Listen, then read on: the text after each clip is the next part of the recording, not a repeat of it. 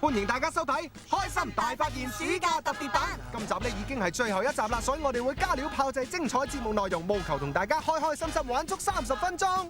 身手靈活嘅攀石好手會進行大測試，鬥牙明、鬥手快，誓要打贏之前所有嘅挑戰者，希望可以成為終極大贏家。換衫、揀衫、攞衫，搞到個衣櫃立立亂，冇有怕，發揮小智慧，教大家好 easy 咁攞衫。即刻收睇《開心大發現暑假特別版》。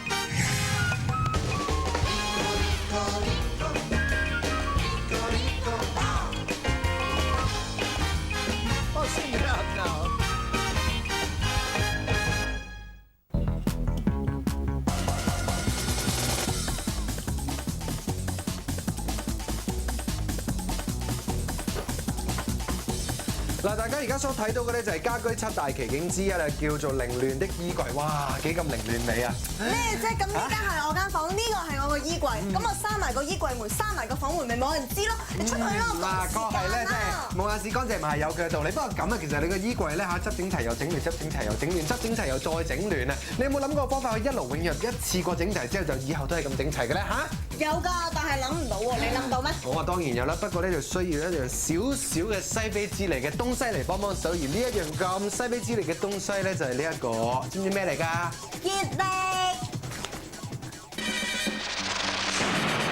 暑假大發現，輕易攞3發。香港地日寸金尺土，個個屋企都會用盡每一寸空間，務求令到屋企企理啲、舒服啲，所以好多家庭都會將啲衫摺疊起嚟放入衣櫃。但係好多時候要攞下邊啲衫，就會整跌上邊啲衫，又要再摺過啦。不過今日我哋呢個大發現咧，就可以令大家摺一次衫之後就可以一勞永逸。首先我哋將月曆摺成40厘米乘25厘米左右，跟住咧就將啲摺好咗嘅月曆放喺每一件衫嘅下面，再將一件件疊好，先至放入去衣櫃度。係啦，就係咁樣樣。我哋首先試用夏天嘅衫嚟到做測試，我哋揀咗一啲 T 恤。幾件薄外套，仲有幾條短花裙，睇下用咗我哋呢個大發現之後，可唔可以輕輕鬆鬆咁攞衫啦？月曆嘅大細一定要比摺好咗嘅衫嘅 size 稍為大啲啲，咁先至可以做成一個具有承托力嘅小工具。然之後咧，我哋將摺好嘅衫一件件咁放喺月曆嘅上面。喺呢個時候，記得要放得好啲噃，差唔多放正喺月曆嘅中間位置。咁咧就最 perfect 啦！呢個大發現嘅原理就係借助衫同衫之間有平滑嘅月曆相隔，咁樣每次攞衫嘅時候，啲衫咧就可以借助光滑嘅月曆面線出，咁就唔會搞亂上層嘅衫啦。我哋嘅工作人員咧已經將啲衫咧摺得好整齊，仲放埋入去個衣櫃度，睇下咧可唔可以成功咁將啲衫咧攞出嚟先。果然工作人員咧可以好輕易咁將啲衫攞出嚟，而且咧仲唔會整亂上邊同埋下邊啲衫。真係唔錯喎，又企理又環保。喂，但係咧，如果用啲 file 啊、雜誌啊、報紙咁得唔得㗎？唉，你自己試下咪知咯。哎呀！測試1 file， 我哋成日都會有一啲用剩咗嘅 file 啦，基本上面都係好新。如果抌咗佢咧，又覺得好嘥，所以我哋就用下小智慧，試下利用呢一個 file 代替月曆，下可唔可以又好 easy 咁樣拎走啲衫先。由於 file 嘅表面比月曆更加光滑，所以用 file 更加輕鬆，可以將衫攞出嚟。測試咧係成功㗎。測試2報紙，冇錯，我哋再用報紙睇下個效果係點啊！其實一般嘅報紙比較軟身，而且啲油墨亦都比較容易甩色，整污糟啲衫，所以我哋專登用咗一啲比較細 size 嘅報紙嚟到進行大測試，貪佢比較硬身，而且啲油墨冇咁易甩色。用報紙嘅效果咧都算 OK 啦。雖然報紙嘅表面比較凹凸不平啊，就冇用月曆或者 file 咁易就可以將啲衫攞出嚟。不過基本上都係成功㗎。終於都執完，你哋執到個樣咁，即係話我呢個大發現係成功嘅啦。我介紹咗個咁西非之利嘅大發現俾你，你係咪好應該請我食翻餐飯咁咧嚇？好啊，煮俾你食啊！哇，唔好啦，咪你睇你執生個樣都執到，哇，好似擔泥咁。哇，叫你煮埋飯俾我食啊，仲得了嘅？唔好啦，唔好啦，唔好啦。咩啊你啊，千祈唔好睇小我啊！唔講你哋都唔知啊，其實我對於呢個柴米油鹽醬醋茶好有研究㗎。嗱，即刻喺個袋度揞一個關於買餸嘅大發現俾你哋啦！經典大發現，膠樽頭防漏汁。我諗各位每日去超級市場買餸，好似啲魚啊、海鮮啊，仲有啲醃肉同埋啲醃菜。如果佢哋嘅汁漏出嚟，真係煩死人啊！雖然放咗膠袋，盡量同其他食物分開，但係翻到屋企一睇，哇！弊家伙啦！啲汁漏到周圍都係啊，隻手又搞到黐立立，最慘就係黐埋第二啲食品啊嘛！哎呀，真係頭痛啦！有辦法，喺普通嘅透明膠袋度，只要加上一件常見嘅物件，就會即刻成為密封嘅超級便利袋。呢個秘技呢，就係丹夏先生介紹俾我哋嘅。喺透明膠袋度咧，加上嗰件常見物件咧，就係呢一樣啦。空嘅膠樽。誒，膠樽同袋有咩關係呀？不過咧，唔係成個膠樽攞去噶噃。喺攞去之前咧，就要花大家少少心機，做少少功夫嘅。首先咧，就要將個膠樽剪開，由上邊計起，大約5 cm 左右啦。佢話用任何大細形狀嘅膠樽咧都冇問題嘅。嗱，咁樣咧就已經完成噶啦。秘技咧就只係用膠樽嘅上半部嘅啫。嗱，呢一個就係超級蓋啦。真係相當簡單啦，但係究竟係點樣用嘅呢？等我哋示範一下點樣用呢個超級蓋啦。而家將呢包韓國泡菜擺入呢個膠袋度。好啦，放入透明膠袋先。跟住嘅步驟咧就係首先要扭開呢個超級蓋嘅蓋先噶噃。咁然之後咧就將普通膠袋咧由超級蓋嘅下面將個袋口咧就塞入去。做咩咧？跟住咧就將個袋口打翻開。跟住又點啊？將袋口打開之後咧，然後就要扭翻實呢個蓋。係啦，就係咁樣。咁咧就唔怕啲汁流出嚟啦，完成啦。哦，原來係咁。如果咁樣攞翻屋企，就唔驚啲汁會流出嚟啦。除咗啲汁唔會流出嚟之外咧，啲氣味都唔會流出嚟㗎。咁樣擺入個雪櫃度，都唔會怕搞到個雪櫃一陣味㗎。嗱，比起用橡筋嚟到紮膠袋咧，真係有效同方便好多㗎。打開同閂埋都一樣咁方便。你睇下，咁就得啦。做定多幾個呢啲咁嘅超級蓋啊，咁就幾時都有得用啦，係咪？大家不妨試下我呢個方法啦噃。今次真係大開眼界，呢個超級蓋的確可以咧應用喺唔同嘅環境。不過我哋先測試一下，究竟呢個袋嘅密封度係點先？超級蓋嘅做法咧係要切開個膠樽嘅，小心啲，唔好斷親自己喎。喺膠樽頂上面開始數，大約係5 cm 嘅位置切開。如果唔理切開嘅一部分啊，可能會俾佢整損手或者係吉穿膠袋㗎，所以咧就係用膠紙包好就最穩陣啦。馬上測試超級膠袋嘅密封度先。為咗可以令到每一位啊一目了然，我哋用顏色嘅液體放入膠袋裏邊，然之後再測試。首先咧就將袋由超級蓋下面穿過，然之後再扭實個蓋。好，扭實啲，扭實啲，扭實個蓋。跟住咧就將個袋反轉，都唔會漏㗎。唔止咁啊，就算係咁去搖，用力去擠啊，都冇水漏出嚟㗎喎，好犀利嘅密封力量啊！超級蓋發揮咗好厲害嘅力量啊！工作人員咧測試下啲大嘅袋可唔可以用呢個秘技。原來超級市場用嘅袋，超級蓋都可以留得好實㗎。仲有啊，可以拎住手腕嘅部分，真係方便嘅啫。然之後我仲用其他更加大嘅袋去試，超級蓋都可以扭實㗎。超級蓋真係好犀利哦！咁大個袋，大大包嘅魚同埋肉都可以放去，真係方便啦。當然呢啲膠袋密封度要好高㗎。不過再大啲嘅同埋厚身嘅膠袋咧，袋口就因為會塞住喺樽口嘅地方，所以秘技係用唔到嘅。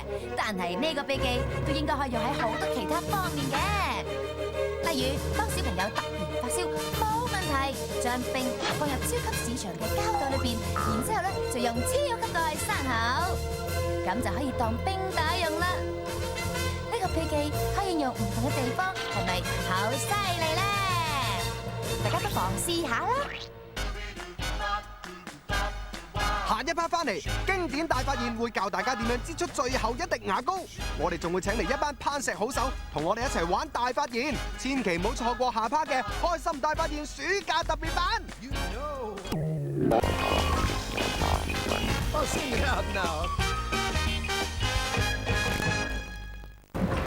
哇！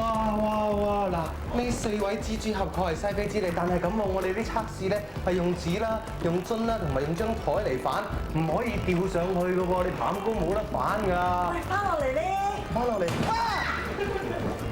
嗱，我哋玩啲咩咧？就係拍張台，彈起個樽，然之後咧就攞咗張紙出嚟㗎。咁我哋咧就分為男女兩組啦。咁男嘅就一組啦，女嘅就另外嗰組啦嚇。準備好未啊？準備好。好啦，姓何嘅輝仔你可以開始啦。好。點啊？冇嘢啦，我問下你點啫？緊張啊！哇！緊張完全呃我嘅，你睇你幾鬼輕鬆。嚟準備1、2、3，好嘢！好。咁輕鬆嘅，好。一次過咧就拍2個樽，有冇問題先？冇問題，好牙刷嚟，唔該。係邊位負責派代表？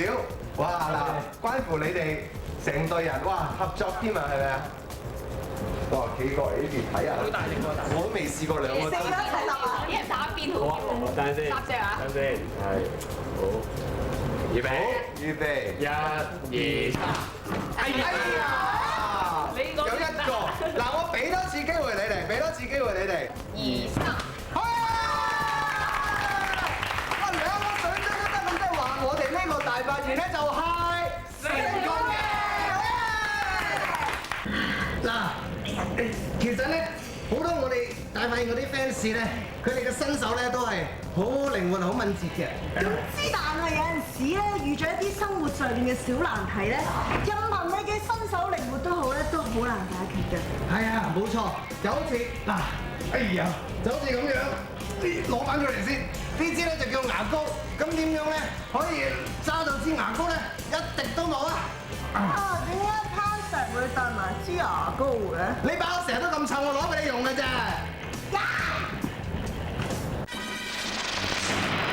經典大發現，擠出最後牙膏。明明已經用晒嘅牙膏，仲可以擠出嚟呢一個奇蹟嘅絕招，就係住喺大阪嘅主婦2人組介紹俾我哋㗎。我每一次都用呢一個絕招，年終慳唔少㗎，好環保㗎。今日就等我哋介紹呢一個慳家大法。好好用㗎，朝早想刷牙嗰陣呢，嗰支牙膏用剩少少，但係擠極都擠唔出喎。呢個情形經常都會遇到嘅。係啊係啊，即使出盡力擠都擠唔到啊！有時真係好勞氣㗎。雖然市面上出咗好多輔助擠牙膏嘅產品，但係佢哋就話呢一個絕招唔使用工具，又唔使花錢，就可以將擠唔出嘅牙膏好容易咁樣就擠出嚟㗎啦。首先擠呢支牙膏先，擠唔出嘅擠唔出㗎，已經用晒啦。咁就等我用一個絕招，將剩低嘅牙膏擠翻出嚟先啦。首先開咗個蓋，等啲空氣入去，變翻原來形狀，然後閂翻個蓋，捏住尾部，搖5秒鐘咁就得㗎啦。一齊同我數下，1、2、3、4、5，完啦。好啦，等各位睇下先嚇。哇，好犀利啊！啊，真係用牙膏擠到出嚟啊！你等陣先啦嚇，唔好以為就咁算數啊！正話呢支牙膏咧，我哋再用一次絕招嘅話，大家一齊嚟睇下會點樣？再用一次絕招，咁唔通？哇，好厲害啊！仲有牙膏擠出嚟喎。嘿，休咗繼續啊！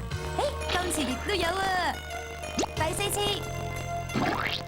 第5次、第6次、第7次都有。睇嚟呢個絕招重複做嘅話，牙膏都會繼續擠出嚟。結果呢支牙膏竟然可以擠多12次，而且呢個絕招每一次擠出嚟嘅份量咧都足夠可以刷1次牙。但係只係將牙膏回復原來形狀，然之後搖5下就可以將用剩嘅牙膏擠出嚟，真係好簡單，好易做到喎。不過，如果個包裝係用錫之類嘅硬身物料做嘅話，就唔係咁容易回復原狀。好彩而家好多咧都係用較柔軟嘅塑膠材料做外殼啫。你睇下咁柔軟嘅話，無論咩形狀嘅牙膏都係用到呢個絕招啦。而我哋咧就揾嚟各式各樣嘅牙膏，試下呢個絕招係咪萬事萬靈先。首先咧就係呢一隻長而幼嘅牙膏啦。開始實驗，首先擠下支牙膏，確實牙膏已經用晒。然之後照足程序做，打開蓋，令空氣入去，回復原來形狀。跟住咧就扭翻個蓋，再捏住尾部搖5秒。咦？得唔得先？哇！真係有牙膏出嚟啊！絕招大成功！而呢支牙膏竟然可以擠多6次咁多㗎！實驗之中有啲牙膏咧好難用手令佢回復原來形狀，咁嘅時候就可以用飲管吹空氣入去，就可以令佢容易恢復原狀。好，之後咧同樣搖支牙膏5秒左右。哇！今次又係成功㗎！其他各式各樣嘅牙膏，今次喺實驗裏邊，全部牙膏都可以用呢個絕招。但係點解用晒嘅牙膏仲可以擠出嚟嘅咧？據專家話，支牙膏表面咧睇嚟就好似用晒，其實剪開之後仲有唔少牙膏黐住。我哋平時擠完牙膏之後，裏面係非常密實，唔理點樣搖啊，牙膏都係黐住管壁，好難滑出嚟噶。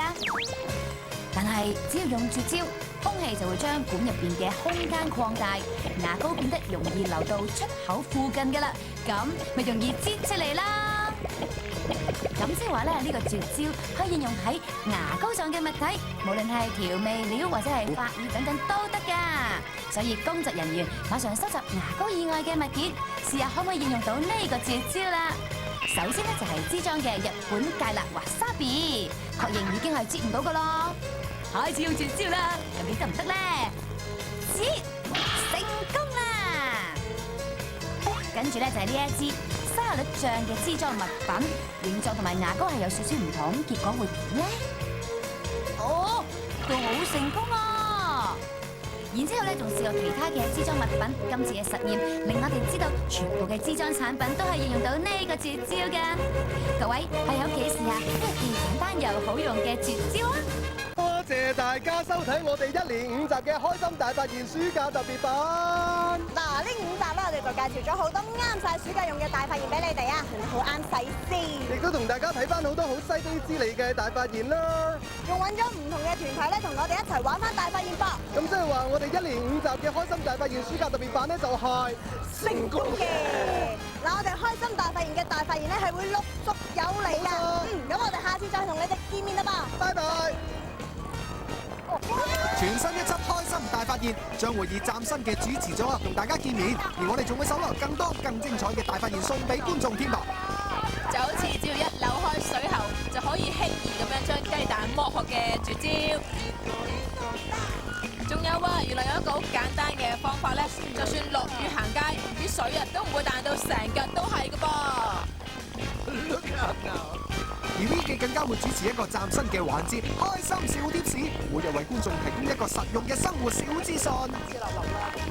而我 V 記啊，更聯同小 Ben 親身飛到日本，搜羅當地最新最有創意嘅大發現，將佢哋全部帶晒翻嚟啊！等大家親身體驗下日本嘅智慧啊！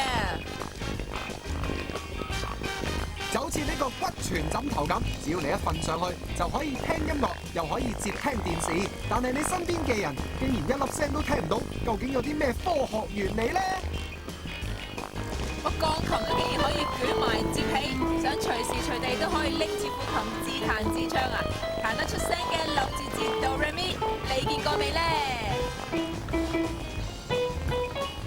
而呢啲日本大發現唔單止有得睇，我哋仲會送埋俾你攞翻屋企。只要你哋留意開心大發現，就會開心有你份㗎啦！全新一輯開心大發現，更強內容，全新組合，下星期一晚同樣時間大家繼續開心大發現。一陣將會播映 Carol 草本精華特約《情定愛琴海》。